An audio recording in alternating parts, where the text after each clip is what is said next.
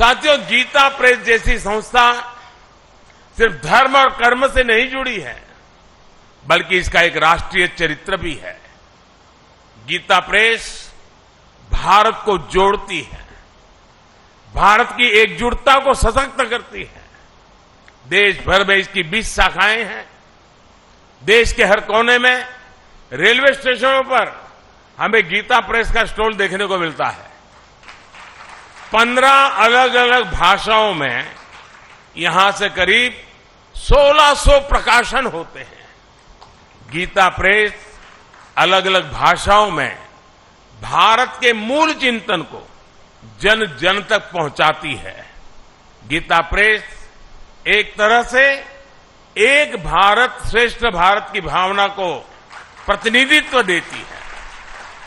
साथियों, गीता प्रेस ने अपने 100 वर्षों की ये यात्रा एक ऐसे समय में पूरी की है जब देश अपनी आजादी के 75 वर्ष मना रहा है।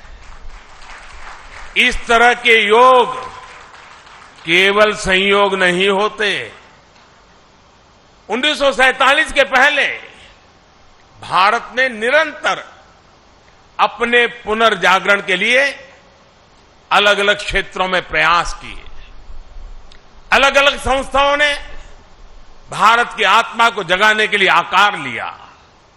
इसी का परिणाम था कि 1947 आते आते भारत मन और मानस से गुलामी की बेड़ियों को तोड़ने के लिए पूरी तरह तैयार हो गया। गीता प्रेस की स्थापना भी इसका एक बहुत बड़ा आधार बनी।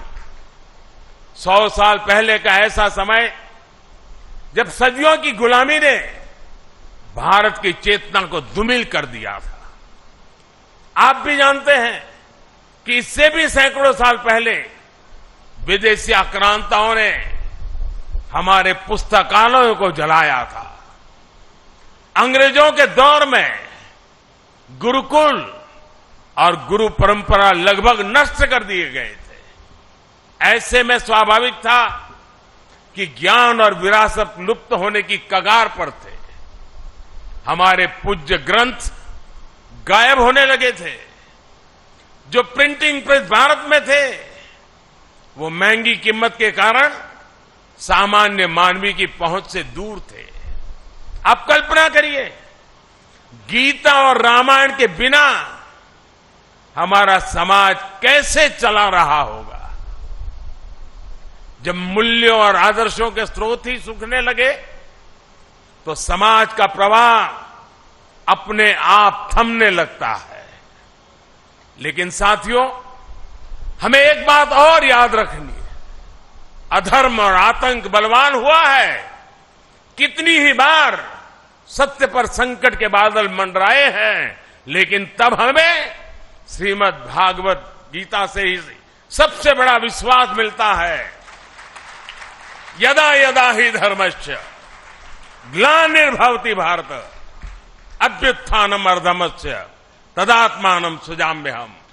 अर्थात जब जब धर्म की सत्ता पर, सत्य की सत्ता पर संकट आता है, तब तब ईश्वर उसकी रक्षा के लिए प्रकट होते हैं। और गीता का 10वां अध्याय बताता है कि ईश्वर कितनी ही विभूतियों के रूप में सामने आ सकता है। कभी कोई संत आकर समाज को नई दिशा दिखाते हैं, तो कभी गीता प्रेस जैसी संस्थाएं मानवीय मूल्यों और आदर्शों को पुनर्जीवित करने के लिए जन्म लेती है। इसलिए ही 1923 में जब गीता प्रेस ने काम करना शुरू किया तो भारत के लिए भी उसकी चेतना और चिंतन का प्रवाह तेज हो गया। गीता समेत हमारे धर्म ग्रंथ फिर से घर घर गूंजने लगे। मानस फिर से भारत के मानस से हिलमिल गई। इस ग्रंथों से पारिवारिक परंपराएं और नई पीढ़ियां जुड़ने लगी। हमारे पवित्र ग्रंथ आने वाली पीढ़ियों की थाती बनने लगे। साथियों, गीता प्रेस इस बात का भी प्रमाण है कि जब आपके उद्देश्य पवित्र होते हैं, आपके मूल्य पवित्र होते हैं, तो सफलता आपका पर्याय बन जाती है।